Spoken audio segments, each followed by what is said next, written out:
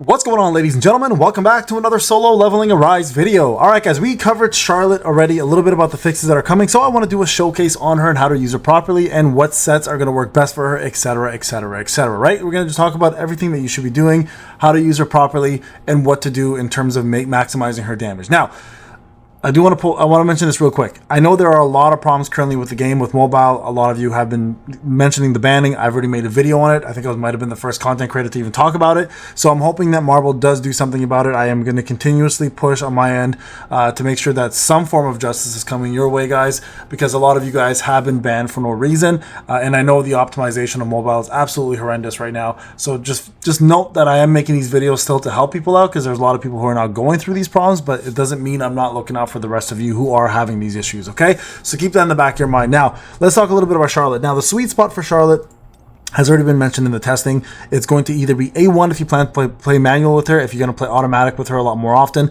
then A3 is where you want to go. Now, we're going to talk a little bit about all the skills, how you want to set her up, plus the best artifacts. Now, let's talk about the artifacts first.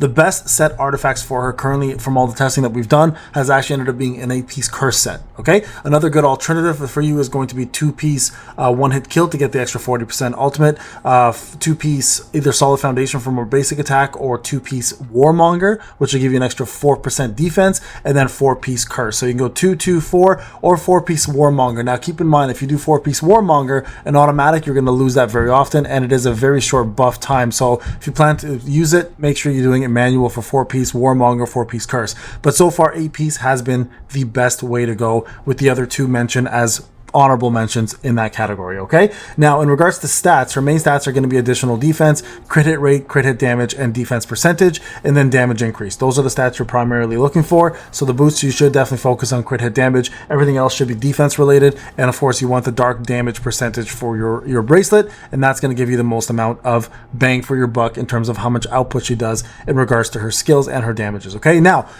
she's a very unique character in a sense that she doesn't play like anybody else in this game, because what she offers you is quite a bit of damage. Now, if you look at her basic damage and compare it to someone else's basic damage, anyone's real basic damage, you'll notice her basic damage is pretty obscenely high, right? Like, look at this.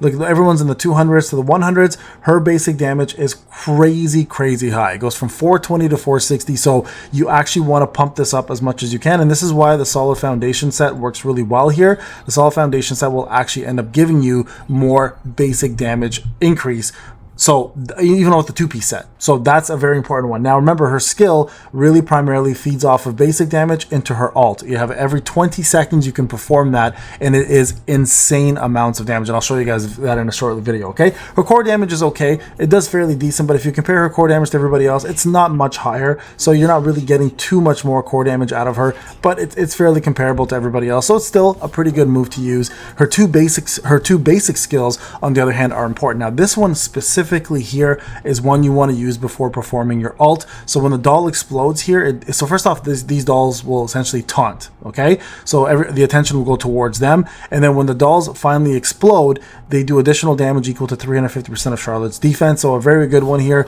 that I like to use. So I taunt first and then do the ult, or you can do your ult first and then pump these out to have the taunt happen. Either way works really, really, really well. Remember, these are all going to scale off of her defense. That's why she's defensive spec.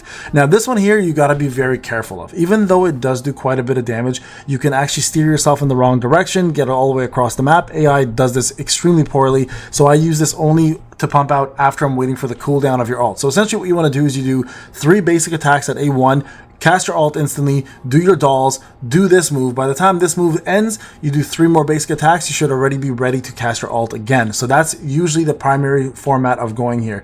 Now, the actual skills that she offers here, this is a good damage dealing buff, but damage dealing support move, but it's not very good for anything else. It does scale off of Charlotte's defense, so if your Charlotte's really high in defense, this can actually do even more damage than what it shows here. So in the damaging sense, it's good, but it's not the greatest support. The QTE is not bad. It does cause airborne and knockdown as well too. And then of course the alt is insane. We're talking about insane amounts of damage. Now let's go over the skills and why this matters. So first off, she does have a dash. If you hold the dash button, she'll turn into this little powder sparkle unicorn fart or something, and she'll just float around the room and she'll have a shield while that happens. So it's a good way to protect yourself from massive damage coming in, and then you can get out of it anytime, okay? And you can control the dash. Now, when you dash also, like I mentioned, the 20% shield is based off of her defense. So keep that in mind. Now, take this becomes available after using 3 basic attacks 2 times instead of the following normal rules of charging your gauge, and that happens every 40 seconds. Now this is at A0.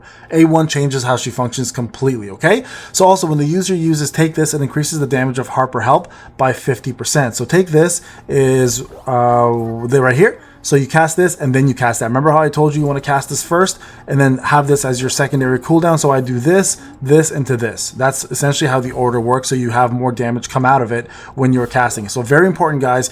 Cast your alt first, then do your doll, and then do your take this, because for the next 10 seconds, this here will do insane amounts of damage in comparison to what it normally does. An extra 50% more, right?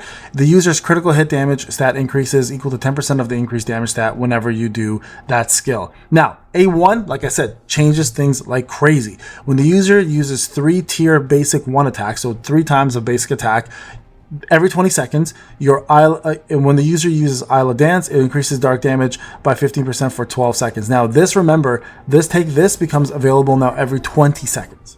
Very, very important. And then Isla's Dance here now also does more dark damage. So when the user uses Isla Dance, it increases dark damage by 15% for 20 seconds. So this is why I was saying before, if you're at A1, you change things a little bit. So you actually cast this first to get that extra bonus dark damage, and then you go into your ultimate. So what you do is you do this first, 3 basic attacks, and then your ultimate. And that will increase the dark damage you cause with your ultimate by a lot more. So when you're at A0, you do your ultimate first, then you do your skills. When you're at A1, it changes things. So you do your skill first, so you do Isla Dance first, and then you do the basics, and then you do your ultimate, then you do Harper Help, and then you rotate the same pattern over and over and over again. I found that it gave the most amount of damage whenever I was doing that, okay? At A2, it just increases your defense, so you're going to do more damage anyways. At A3, take this, changes to Harper. We are 1, where Harper helps and increases the user's damage by 70%, so overall you do more damage, and then basic attacks become faster, and their damage increased by 60%. This is so critical, guys, to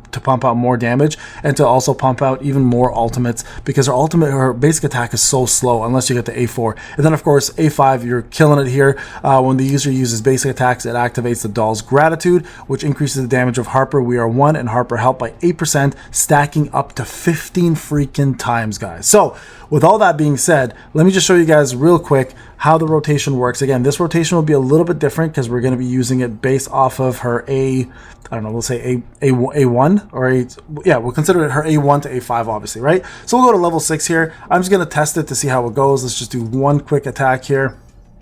We'll go ahead and put in, sure, we'll use these guys. What I'm going to do, actually, I'm going to swap it over to Charlotte here, and we'll just throw in Alicia just for fun. Okay, so I'm not going to use the full team or the full rotation. I'm just going to show you guys Charlotte's rotation only and how you should be using her. Okay, so again, as mentioned, with this fight specifically, you want to start with your Isla Dance to get that extra dark damage, 3 basic attacks into your alt, into Harper Help. Okay, so watch how this works. So he's going to go up in the air. We know this. He's going to land.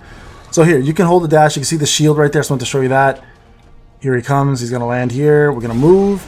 So here you want to start off with simple. Here, 1. Look, 1. Do you see that dark? I don't know if you guys saw that. It said dark damage increased. That's what you want to do. Run into this, and then Harper's Help. Now watch what happens here, right? You see all that damage coming through? Look at all that damage. Now, the reason why you want to do that skill is because it ends up spending a lot of your cooldowns for you. Again, going into Isla's Dance. Make sure your tier 3 basic attack is in place. Again, it's 20-second cooldown. Keep that in mind, right? So again, the dark damage increases up. You see it right there, the dark icon under her buff. This guy's just annoying as hell. Sorry, guys. 1 sec. 1, 2, 3. Dark damage up. And you can see the dark damage up was already there, right? And look at the alt damage now. 15 million, right? 16 million damage. So again, do this now. Get yourself some more damage in here, because now this increases the damage for this move. And then we're back to this. Now that dark damage up is right there. It's still there. Look, let's see the dark damage up icon. You can see it right under the buff section, right? Here we go. Doing it again. 1, 2, 3. Alt. Every time. Every time without fail. And then you go back into Harper's Help, which will do more damage. And then you continue doing that every single time. All right, so that's how it works essentially, guys. Focus on that pattern That should give you net you the most amount of results in terms of damage. Remember, she is wearing Cursed outfit right now, so if you are looking for more ult damage from her, that's where you want to focus on getting yourself the one-hit kill. With this proof of level, she's very squishy. She will die very quickly, even as a defense. You can see I just got knocked out there. But if you're looking to kill things the fastest, Charlotte will make that happen, especially if you're at A3 to A5. You're going to see some insane damage that nobody else in the game does. All right, guys, this is Payne. Thank you so much for watching. I'll see you guys in the next one. Take care.